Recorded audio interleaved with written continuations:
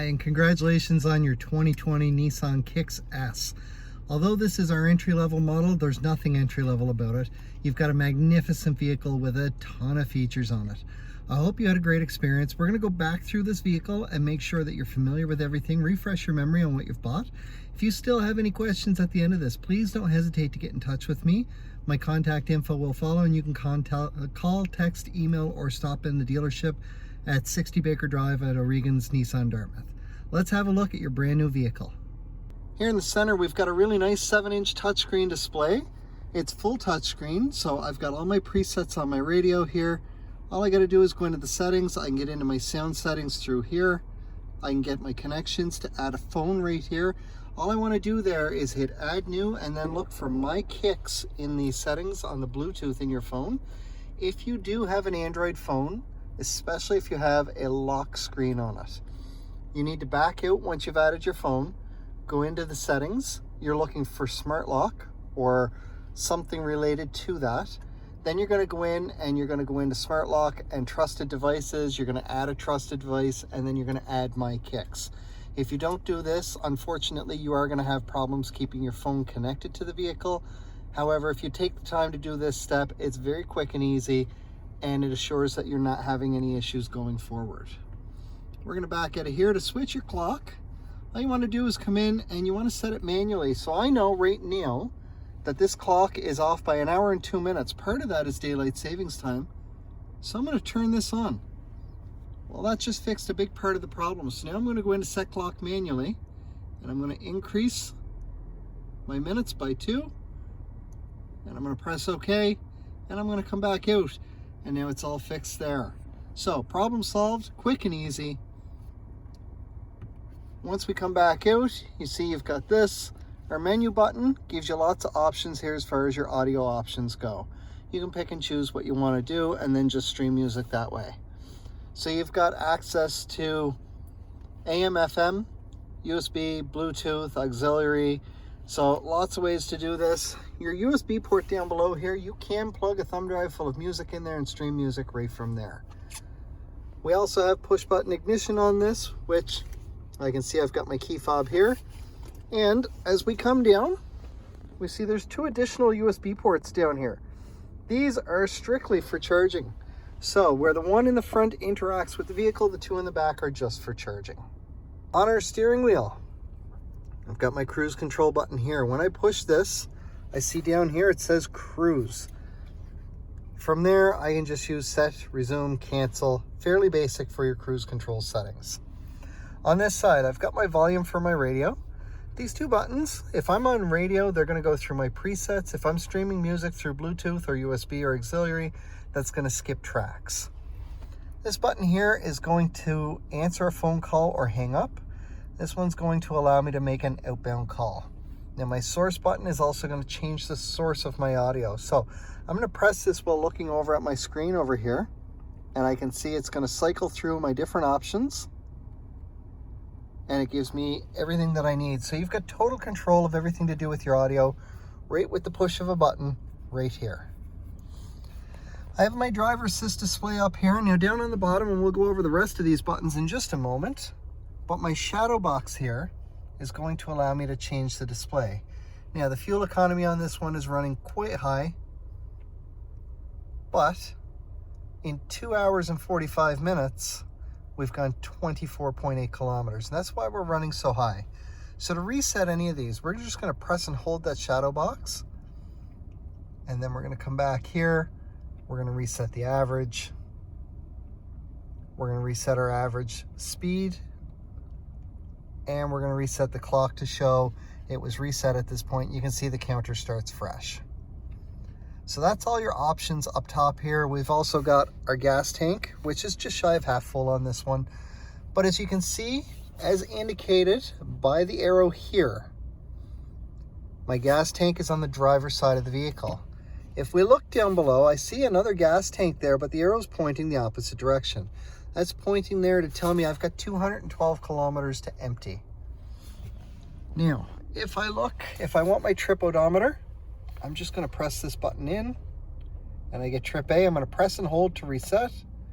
Same thing for trip B, press and hold to reset. Oh, sorry, that's back to my odometer. Down below, we saw the shadow box. Your vehicle is equipped with a ton of safety features. So we're gonna go over those and then we're gonna look at the buttons that pertain to them. You have automatic emergency braking with forward collision warning in the front of the vehicle. There is a radar that is located just below the Nissan emblem in the lower part of the grille. Basically what that's gonna do is it's gonna read the car up ahead of you. If you're driving along and there's a car ahead of you that's turning onto a side road or into a driveway, they're doing, let's say, 10 kilometers an hour, rounding that turn, and you're doing about 60. You're not slowing down because you know that they're going to be out of the way in plenty of time, but the radar gets within range, and because you're closing that gap quickly, it's going to beep at you inside the vehicle. That's your forward collision warning. The moment they round the turn, they're out of the way, the beeping stops, and you continue on, nothing else happens. The automatic emergency braking is going to occur in a situation, for example, you're driving along the highway, car up ahead of you piles on the brakes. Inside the kicks here, it's going to beep at you. The gas pedal is going to push back against your foot, although you're likely not going to feel it because your foot's going to be moving over to the brake. But if your foot doesn't get across to the brake fast enough, and it does happen, the beeping gets louder and faster, and if necessary, your kicks is going to start to apply the brake for you to help avoid or minimize an oncoming collision. The moment your foot is on that brake, that whole system shuts down because you're in total control of the vehicle. Now, run through a camera up here is your lane departure warning.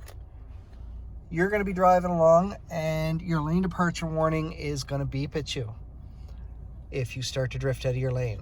From there, you're going to want to pull it back over into place.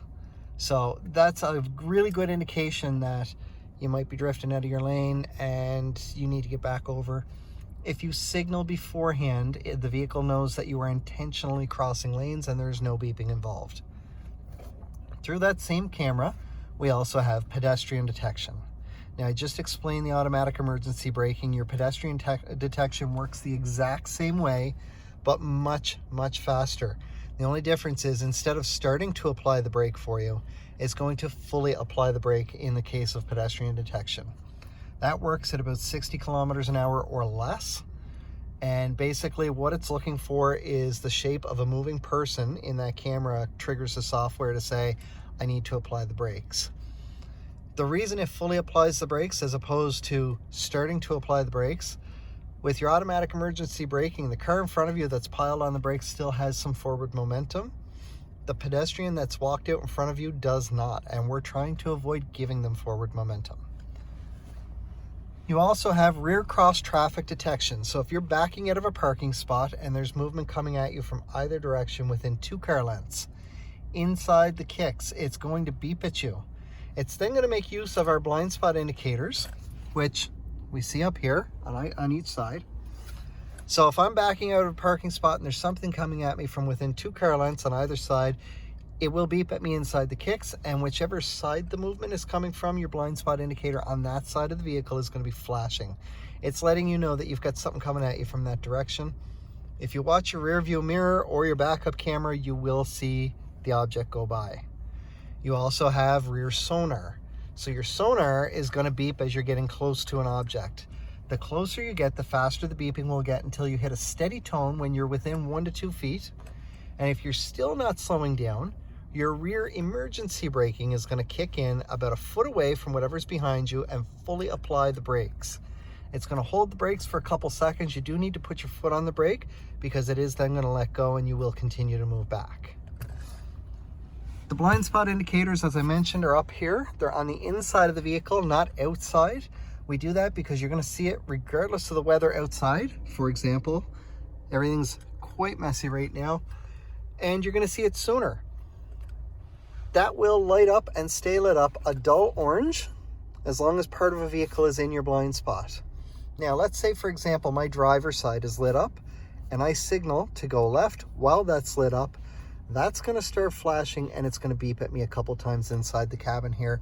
It's telling me I have something in my blind spot and I need to have a look over my shoulder to make sure that I'm free and clear to go. Down below here, we have some buttons. So the shadow box we talked about, that's for my driver assist display. This button here, which is on by default, will turn off the rear sonar as you're backing up so it's not beeping at you. This will turn off the beeping for your lane departure warning. This button here is going to turn off my traction control. Now when I do that, I see more than just my traction control lit up. I've just disabled all of my safety features on the vehicle, so we recommend just leaving that alone. This button is going to turn off the beeping that goes with the blind spot indicators, and this will turn off the automatic emergency braking and forward collision warning. So those are all the different options that we have down here in terms of your safety features and being able to disable them or enable them. All right, we're gonna have a quick look at the backup camera. I know that the sonar is gonna beep at me right away because of the object that's close behind me, but let's have a look. So right away I can see that I'm pretty close to an object. We're gonna move forward a little bit and get away from that. So now when I put it in reverse, I still have some beeping because I can see I'm still within range here. As we move a little further forward, we're barely within range. There we go. So now I'm going to start backing up, and we're going to see that the closer I get, the faster this beeping is going to go.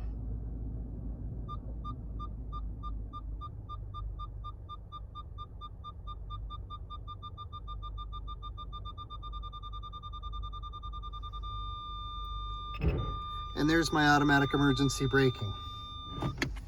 So, as you could see, it very abruptly takes me to a full stop. It's trying to avoid any kind of contact with that post that's in behind me, which is a good thing. I don't want to contact that.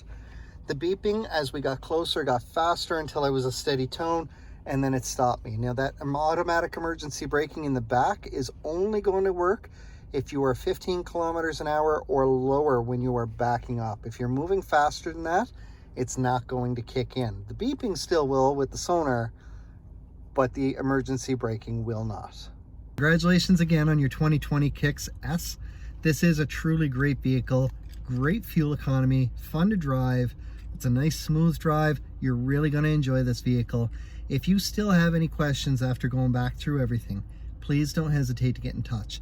I'd love to help you out in any way that I can and continue the great experience that you've already had. I will look forward to dealing with you again when it's time for the next one. And if you're ever in service, stop by and say hello. I'd love to see you.